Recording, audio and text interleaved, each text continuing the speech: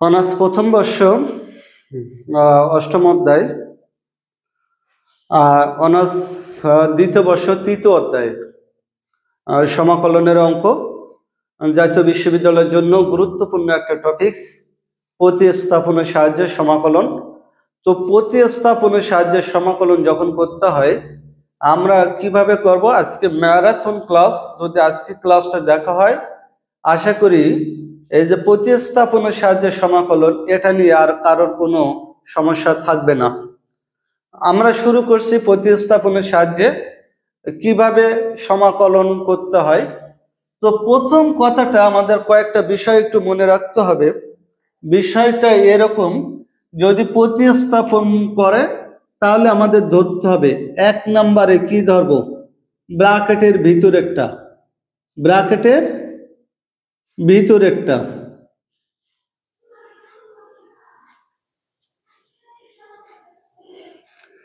দুই নম্বরে ধরতে হবে পাওয়ারেরটা।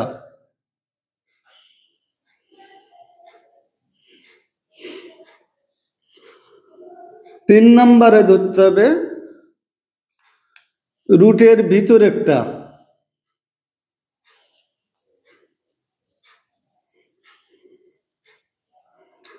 চার নম্বরে নিচেরটা।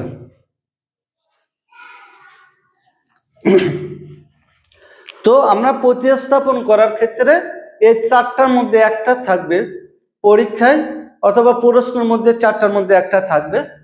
হয় ব্র্যাকেটের ভিতরে থাকবে, নইলে পাওয়ারে থাকবে, নয় রুটের ভিতরে থাকবে, অথবা নিচে থাকবে। এই চারটার মধ্যে যে কোনো একটা ধরতে হবে। প্রথম অঙ্ক আমরা যেটা দিয়েছি এর মধ্যে দেখো এই চারটার মধ্যে কোনটা আছে, এই ব্র্যাকেটের ভিতরে আছে। তাহলে এর পাওয়ার রুটের ভিতরে আর নিচেরটা নাই, আমরা ধরবো কোথায়, এর ভিতরেরটা, এর ভিতরেরটা ধরবো। তো এখানে যদি এক্স থাকে তাহলে আমরা জেড সমান ধরবো, আর যদি জেড থাকে তাহলে এক্স সমান ধরবো। তো আমরা ধরি, প্রথমে লিখবো কি, ধরি কোনটা ধরবো সেটা আমি বলেছি এই ব্র্যাকেটের ভিতরেরটা, যেহেতু পাওয়ার নেই, রুট নেই, নিচেরটা নেই, তাহলে ব্র্যাকেটের ভিতরেরটা ধরবো। ধরি জেড সমান 2x² + 3 dz বাই dx, অন্তর্কলন করব। 2 × 4x, 2 × 4x, বা এটা গুণ করব 4x dx সমান dz, অতএব dx সমান 1/4x dz। অর্থাৎ আমরা এই dx এর মানটা বের করব। কিভাবে বের করব, আমরা এর ভিতরেরটা ধরবো। তো এই ভিতরেরটা আমরা কি ধরছি, z সমান এর ভিতরেরটা ধরেছি, dx এর মান বের করব, তাই dz বাই dx, অর্থাৎ x এর পরিপ্রেক্ষিতে এই z সমান যেটা আছে সেটাকে আমরা অন্তর্কলন করব। তো অন্তর্কলনের নিয়মটা আমরা কি জানি, পাওয়ারটার আগেরটা গুণ হয়, এই দুইটা গুণ হয়, 2 × 4, আর পাওয়ারের সাথে 1 বিয়োগ হয়ে বসে, তাহলে 1 বিয়োগ করলে 1 লেখার দরকার নেই। এখানে এক্স নেই, বাদ, এই সমান সমান থাকলে আড়াআড়ি গুণ হয়, এইটার এটা গুণ করলে 4x dx সমান dz। যেহেতু আমরা dx বের করব, dxটা এখানে রাখবো, আর 4x এর সাথে dx এর গুণের সম্পর্ক, এটা এই পাশে গিয়ে কি হবে, ভাগ হয়ে বসবে। তো আমরা এখানে dx সমান 1/4x dz পেলাম। এবার আমরা অঙ্কে যাব। তো অঙ্কে আমরা কি করব, এখানে এই সমাকলন 4x, এটা সমান আমরা কি ধরেছি, z, লিখবো z, এর পাওয়ারে 5, dx সমান কি বের হয়েছে, 1/4x আর dz। অর্থাৎ আমরা এটা সমান যেটা ধরছিলাম z, সেটা জেডটা লিখবো, পাওয়ারে আছে 5টা লিখবো, আর dx সমান কি, এই dx সমান কি 1/4x dz, তাই লিখবো। এইটা নিচে আর এটা উপরে, এটা ভাগ হয়ে বাদ হয়ে যায়, ভাগ হলে বাদ হয়ে যায়, বাদ হয়ে গেলে কি থাকে এখানে, জেড এর পাওয়ার 5 আর ডি জেড। আমরা সমাকলন করলে এর পাওয়ার যোগ হয়ে বসে, তো 5 আর 1 যোগ করলে কত হয়, 6, ওই 6 আবার নিচে, আর সমাকলন চিহ্ন ওটি প্লাস সি।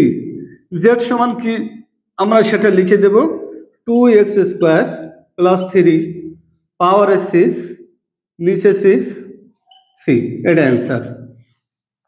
আমি আরেকবার বলছি, দেখো কিভাবে আমরা বলছি কি, যদি প্রতিস্থাপন পদ্ধতি বলে তাহলে আমরা চারটা ধরবো। এই চারটার মধ্যে পরীক্ষায় যে কোনো একটা অংশ থাকবে, ব্র্যাকেট থাকবে, অথবা রুট থাকবে, অথবা পাওয়ার থাকবে, অথবা নিচে থাকবে। এই চারটার মধ্যে যে কোনো একটা থাকবে, আমরা সেটা সমান ধরবো। তো এখানে আছে ব্র্যাকেট, তো ব্র্যাকেটের ভিতরেরটা আমরা ধরবো। ব্র্যাকেটের ভিতরেরটা কি ধরবো, এখানে এক্স আছে, তাহলে আমরা এক্স বাদে ধরবো জেড। জেড সমান ধরেছি, ডিএক্স এর মান বের করতে হবে। তো ডিএক্স এর মান বের করতে গেলে আমরা ডিজেড বাই ডিএক্স, অর্থাৎ এই জেড কে আমরা এক্স এর পরিপ্রেক্ষিতে অন্তর্কলন করব। এই পাওয়ার আর আগেরটা গুণ হয়, 2 গুণ 4, আর 1 বিয়োগ করলে 1 লেখা লাগে না, এখানে এক্স নেই, বাদ। সমান সমান থাকলে আড়াআড়ি গুণ হয়, 4x ডিএক্স, এটা এপাশে ডিজেড, ডিএক্স যদি এখানে রাখি 4x এপাশে গিয়ে ভাগ হয়। আমরা এই মানটা আর এই মানটা এবার এখানে বসাই দেব। এই 4x এটা সমান আমরা কি ধরেছিলাম, জেড। জেড লিখবো পাওয়ারে 5, ডিএক্স সমান কি আছে 1/4x ডিজেড, সেটা লিখছি। এই 4x উপরে আর এই 4x নিচে, ওই দুইটা ভাগ হয়ে বাদ হয়ে যায়, থাকে জেড এর পাওয়ার 5, 1 দিয়ে গুণ করলে একই থাকে। আর এই ডিজেড সমাকলনের ক্ষেত্রে এর পাওয়ার যোগ হয়ে বসে, আর ওই পাওয়ারটা আবার নিচে বসে। এই জেড সমান কি আমরা ধরেছি এটা, এই সেটা লিখে দেব। আর পাওয়ারে 6, এই 6, আর সমাকলন চিহ্ন উঠে প্লাস সি হয়। আশা করি অঙ্কটা বুঝতে পারছো। আমরা পরে আরেকটা প্র্যাকটিস করছি যে কিভাবে কি করতে হবে। তো একইভাবে আমরা এটা সমান ধরবো, কি ধরবো দেখো, এর ভিতরে একটা ধরবো 6x² + 5, x সমান, এখানে x আছে তাহলে আমরা z সমান ধরবো। তো z সমান যদি ধরি আমরা কি হয়, আমি এখানে লিখতেছি, ধরি z সমান 6x² + 5 dz বাই dx, অন্তর্কলন করব 6 × 12 x, আমরা আড়াআড়ি গুণ করব 12x dx সমান dz। এ পাশে যদি আমরা dx রেখে দিই, এ পাশে গিয়ে ভাগ হয় dz। আমরা কি বলেছি, এখানে x আছে, আমরা ধরবো z সমান, এখানে যদি z থাকতো আমরা x সমান ধরতাম, অর্থাৎ এখানে যেটা থাকবে সেটা ধরা যাবে না, অন্য কিছু ধরতে হবে। তো যেহেতু আমাদের x আছে আমরা z ধরছি, তো z ধরার পরে এই dx এর মান বের করব, সেই ক্ষেত্রে আমাদের অন্তর্কলন করতে হবে। অন্তর্কলন করলে পাওয়ার আর আগের সংখ্যা গুণ হয়, আর পাওয়ারের সাথে 1 বিয়োগ হয়ে বসে। আর যদি এর সাথে x না থাকে তাহলে সেটা বাদ হয়ে যায়। এই সমান সমান থাকলে আড়াআড়ি গুণ 12x dx সমান dz। dx যদি এখানে রাখা হয়, এটা এর সাথে গুণের সম্পর্ক, 12x এপাশে গিয়ে ভাগ হয়ে বসে। এবার এই দুইটা মান আমরা এখানে বসাই দেব। তো আমরা বসাই এখানে সমাকলন 24x, এটা সমান আমরা কি ধরেছি, z পাওয়ারে 15, এটা সমান কত পেয়েছি 1/12x আর dz। আমরা এই 12 আর এটা কাটি, x বাদ হয়ে যায়, 12 দিয়ে ভাগ করলে হয় 2। তো আমরা লিখব সমাকলন 2z এর পাওয়ার 15 dz। এই 2টা আগে সরাই দিলাম, z এর পাওয়ার 15 dz।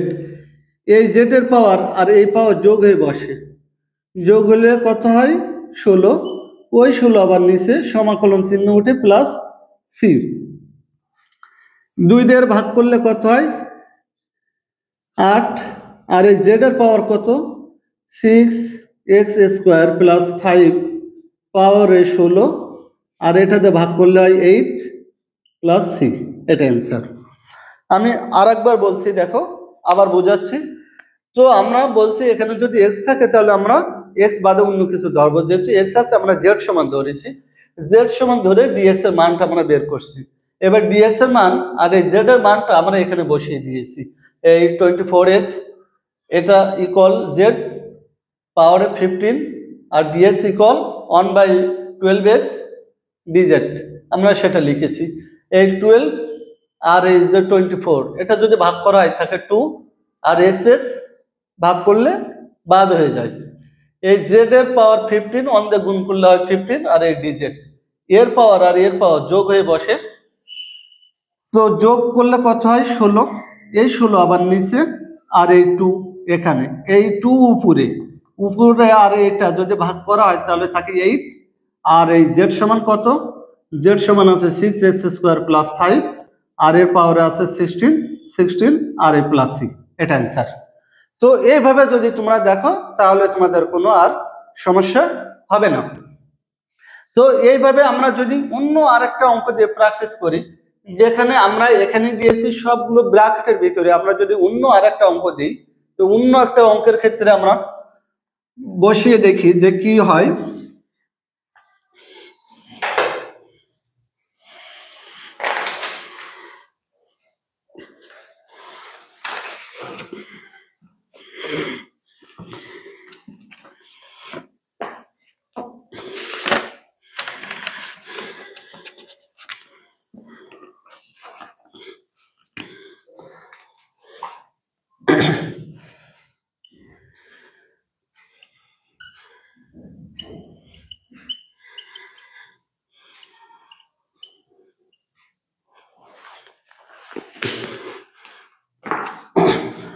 আমরা আরেকটা অঙ্ক দিয়েছি, তো অঙ্কটার ক্ষেত্রে আমরা দেখি এখানে কি দেওয়া আছে।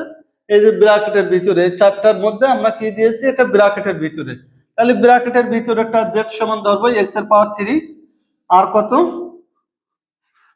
আমরা যদি বসাই জি এর ভিতরেরটা সমান ধরবো জেড সমান কত, এক্স এর পাওয়ার 3 + 2, এবার যদি অন্তর্কলন করা হয় 3x² বা 3x² dx সমান dz, অতএব dx সমান 1/3x² dz।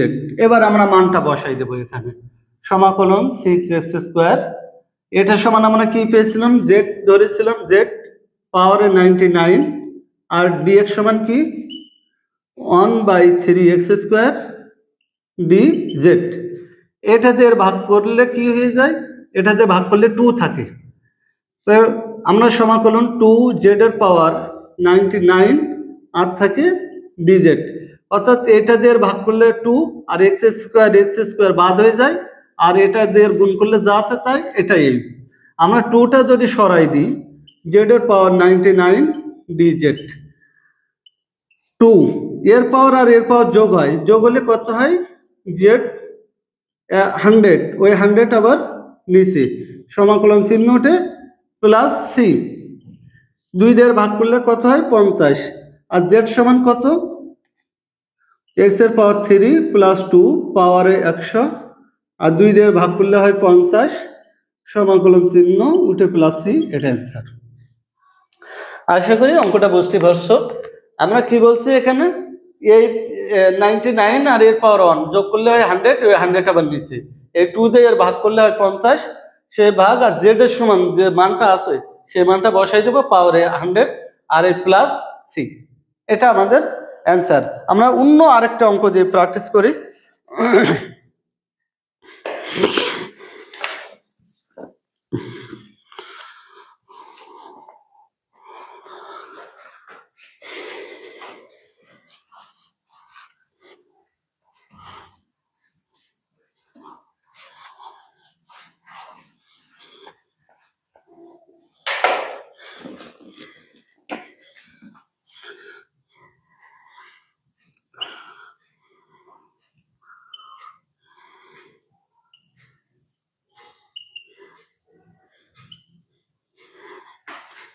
আমাদের নতুন আরেকটা অঙ্ক দিয়েছি, আমরা এটা প্র্যাকটিস করব।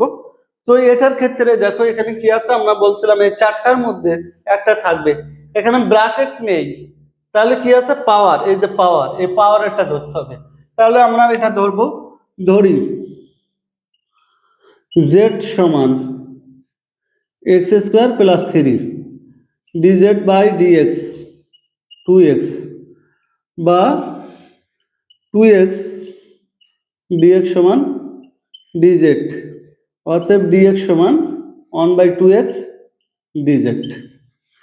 আমি এই জায়গাটা একটু বলছি, এই পাওয়ারটা ধরবো। আমরা বলছি এই চারটার ক্ষেত্রে যদি প্রতিস্থাপন বলে তাহলে এই চারটার ক্ষেত্রে আমরা যে কোনো একটা ধরবো।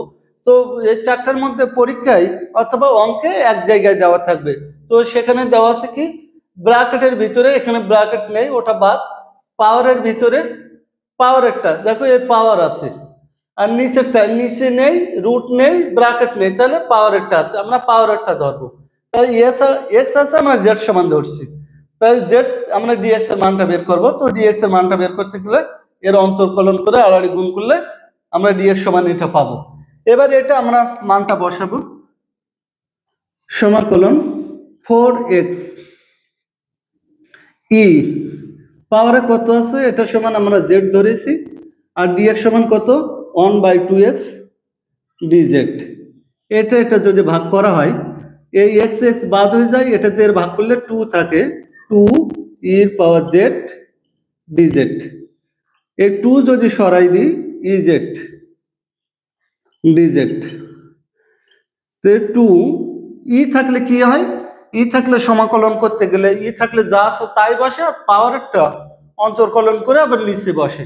তো এর পাওয়ারটা অন্তর্কলন করলে 1 হয়, 1 লেখার দরকার নেই, তাহলে 2 এটা যা আছে তাই, আর সমাকলন চিহ্ন উঠে কি দেব প্লাস সি, মানটা বসাবো 2। জেড সমান কি হয়েছে, জেড সমান আমরা সেই মানটা বসাই দেব। জেড সমান কি ধরেছি x² প্লাস 3 লাইনে প্লাস সি, এটা আমাদের অ্যান্সার। তো আমাদের অ্যান্সারটা বের হয়ে গেল। দেখো আমরা কি করছি এখানে, বিষয়টা বলছি যদি এই চারটার মধ্যে যে কোনো একটা পরীক্ষায় থাকবে অথবা অঙ্কে থাকবে, ব্র্যাকেটের ভিতরে এখানে ব্র্যাকেট নেই ওটা বাদ, নিচেরটা এটা নিচে নেই বাদ, রুট নেই বাদ, পাওয়ারেরটা, তো এই পাওয়ারেরটা ধরবো। পাওয়ারেরটা এখানে যদি এক্স থাকে তাহলে আমরা এক্স বাদে অন্য কিছু ধরবো, আমরা জেড সমান ধরেছি, এই ডিএক্স এর মানটা এখানে বের করব। বের করার পরে এই 4x বসলো, ই বসলো, এটা সমান আমরা কি ধরেছিলাম জেড, তাই জেড লিখবো, আর ডিএক্স সমান 1/2x dz, 1/2x dz বসে গেল। তো এই ক্ষেত্রে আমরা কি করছি, এই এক্স এক্স বাদ হয়ে গেল, কারণ এটা উপরে আর এটা নিচে, দুইটা যদি ভাগ করি তাহলে থাকে 2, আর ই দিয়ে জেড 1 দিয়ে গুণ করলে যা আছে তাই, আর এটা যা আছে তাই, এই 2টা যদি সরাই দিই তাহলে ই জেড, ইর পাওয়ার জেড আর ডিজেড। ইর ক্ষেত্রে আমরা সমাকলনে ইর ক্ষেত্রে আলাদা একটা নিয়ম, ই থাকলে যা আছে তাই হয়, পাওয়ারটা অন্তর্কলন করে আবার নিচে বসে। তো ই থাকলে যা আছে তাই পাওয়ারটা অন্তর্কলন করলে 1 হয়, 1 আবার নিচে বসবে, 1 নিচে বসানোর দরকার নেই।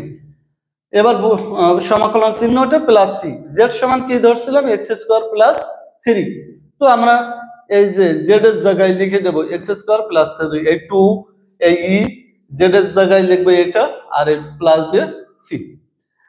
তো এইভাবে আমরা প্রতিস্থাপন পদ্ধতিতে করব।